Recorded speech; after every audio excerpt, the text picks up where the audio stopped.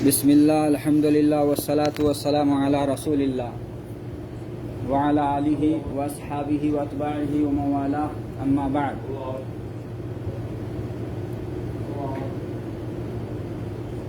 عن ابی عبد اللہ النعمان بن بشیر رضی اللہ عنہما قال سمعت رسول اللہ صلی اللہ علیہ وسلم یقول ان الحلال بین والحرام بين وبينهما مشتبهات قد لا يعلمهن كثير من الناس فمن اتقى الشبهات فقد استبرأ لدينه وعرضه ومن وقع في الشبهات فقد وقع في الحرام كالراعي يرعى حول الحمى يوشك أن يرتع فيه ألا وإن لكل ملك حمى ألا وإن حمى الله محارمه ألا وإن في الجسد مضغة إذا صلحت صلح الجسد كله وإذا فسدت فسد الجسد كله ألا وهي القلب رواه الإمام بخاری و مسلم.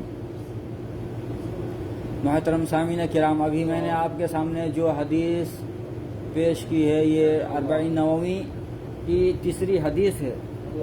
اسی حدیث کی تشریح میں کچھ باتیں آپ کے سامنے عرض کروں گا. اللہ رب العزت مجھے حق کہنے کی توفیق دے اور ہم سب کو سننے سمجھنے اور صحیح باتوں پر عمل کی توفیق سے نوازے، آمین. اس حدیث میں سب سے پہلے اس کا ترجمہ یہ ہے کہ ابو عبداللہ نعمان بن بشیر رضی اللہ تعالی عنہ ان سے روایت ہے. ان کا فرمان ہے کہ میں نے اللہ کے رسول صلی اللہ علیہ وسلم کو فرماتے ہوئے سنا، بے شک حلال واضح ہے اور حرام بھی واضح ہے، اور ان کے بیچ میں، حلال اور حرام کے بیچ میں کچھ ایسی باتیں ہیں جو مشتبہ ہیں، جن کا حلال اور حرام ہونا واضح نہیں ہے. بہت سے لوگ نہیں جانتے کہ یہ حلال یہ حرام، مطلب کچھ لوگ جانتے ہیں، اہل علم جانتے ہیں، لیکن بہت سے لوگ، عام لوگ، عوام جنتا کو معلوم نہیں کہ حلال ہے کہ حرام ہے. تو جو شبہات سے بچتا ہے، یعنی ان باتوں سے بچتا ہے جن کے بارے میں حلال یا حرام ہونا معلوم نہ ہو، شبہ ہو سکتا ہے حلال ہے، ہو سکتا ہے حرام ہے، تو جو شبہ سے بچتا ہو تو اس کا دین اور اس کی عزت محفوظ ہو جاتی ہے. حلال حرام معلوم نہیں ہے تو بچے، کیونکہ ہو سکتا ہے کہ وہ حرام ہوگا تو پھر اس کا دین اور اس کی عزت پر آنچ آئے گی، اور اگر حلال ہوگا، حلال کو چھوڑ بھی دے تو کوئی بات نہیں. تو اس لیے شبہ سے جو بچتا ہے اس کا دین بھی محفوظ رہتا ہے اور اس کی عزت بھی محفوظ رہتی ہے. ومن وقع فی شبہات، اور جو شبہات یعنی جن باتوں کا حلال یا حرام ہونا واضح نہیں، ان باتوں کا جو ارتکاب کرتا ہے، ان باتوں کو کرتا ہے جن کے بارے میں اس کو پتہ نہیں کہ حلال یا حرام ہے، تو وہ حرام میں پڑ جاتا ہے. اس کو معلوم نہیں ہے اور کر لیا اور بعد میں پتہ چلا کہ حرام ہے تو حرام میں پڑ جاتا ہے. اور اس کو اللہ کے رسول نے مثال دے کر سمجھایا، کالراعی یرعی حول الحمى، جیسے کوئی چرواہا کسی چراگاہ کے ارد گرد، ایسے چراگاہ کے ارد گرد جانور کو چرائے جس چراگاہ میں جانور گھسانا منع ہو، وہ کسی بادشاہ کی چراگاہ ہو. ایک چراگاہ ہے، گھاس ہے بہت زیادہ، اس کو بادشاہ نے اپنے لیے یا حکومت نے یا کسی خاص شخص نے اس کو باؤنڈری دے کر کے اپنے لیے خاص کر لیا. اب اگر کوئی چرواہا جانور کو لے جا کر کے اسی چراگاہ کے ارد گرد جانور کو چرائے گا تو کیا ہوگا؟ کالراعی یرعی حول الحمى یوشک ان یرتع فیہ. تو بہت اس بات کا اندیشہ ہے کہ اس کا جانور اس چراگاہ میں گھس جائے گا اور پھر اس کے اوپر گرم آئے گا.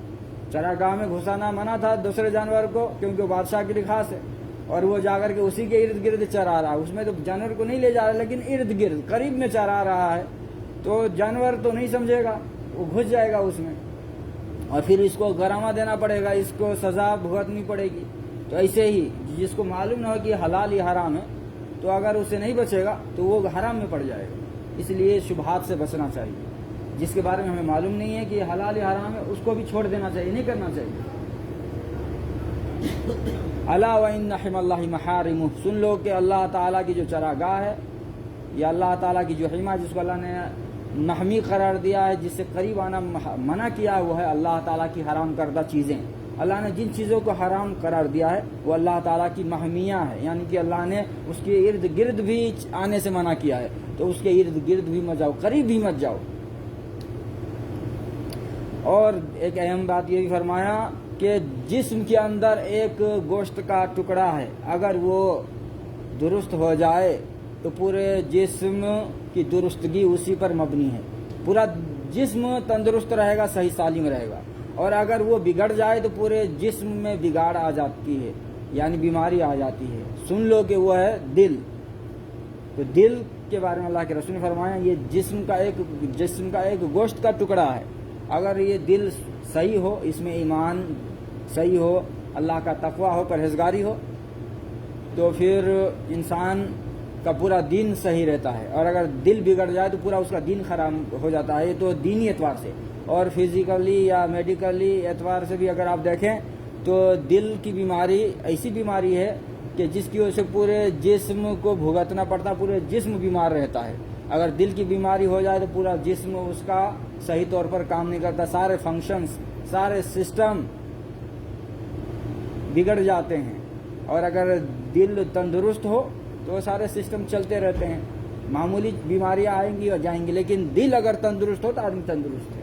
تو فزیکلی بھی میڈیکلی بھی دل کی بڑی اہمیت ہے ہماری صحت کے لیے، ہماری ہیلتھ کے لیے، اور دینی اعتبار سے بھی دل کی اہمیت ہے۔ اگر آپ کا دل صحیح ہے، یعنی کہ دل میں ایمان ہوتا ہے، دل میں نیت ہوتی ہے، دل میں اللہ کا خوف اور اللہ کی محبت ہوتی ہے، تو اگر آپ کے دل میں ایمان ہے، آپ کے دل میں کبھی جب بھی کوئی بھی اچھا عمل کرتے ہیں تو اللہ ہی کے لیے نیت کر کے کرتے ہیں کہ میں اللہ ہی کو خوش کرنے کے لیے کر رہا ہوں، اور اللہ سے ڈرتے ہوئے اور اللہ کی محبت میں عبادت کرتے ہیں، تو آپ کا دل صحیح ہے، تو آپ کا پورا دین صحیح ہے۔ اور اگر دل صحیح نہیں ہے تو ظاہری طور پر آپ جتنی مرتبہ نماز پڑھیں، جتنی رکعتیں پڑھیں، جتنے روزے رکھیں، جو بھی کریں، اگر ایمان دل میں جو ایمان ہے وہ صحیح نہیں ہے، اس میں شرک ہے، بدعت ہے، کفر ہے، نفاق ہے، تو پھر آپ کے سارے اعمال برباد ہیں۔ تو دل کی بہت اہمیت ہے، دینی اعتبار سے بھی، دنیاوی اعتبار سے بھی۔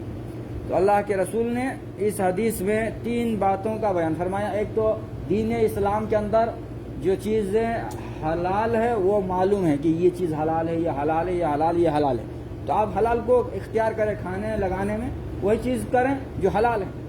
اور دوسری چیز، دین کے اندر کچھ چیزیں ہیں جو حرام ہیں، ان کا حرام ہونا معلوم ہے، سب کو معلوم ہے، جیسے سور کا گوشت حرام ہے، جوا حرام ہے، شراب نوشی حرام ہے، غیبت حرام ہے، گالی گلوچ حرام ہے، دھوکہ دھڑی حرام ہے، زنا حرام ہے، آپ کو معلوم ہے، سب کو معلوم ہے، تو ان کاموں سے بچیں، یہ واضح ہے، سب کو معلوم ہے۔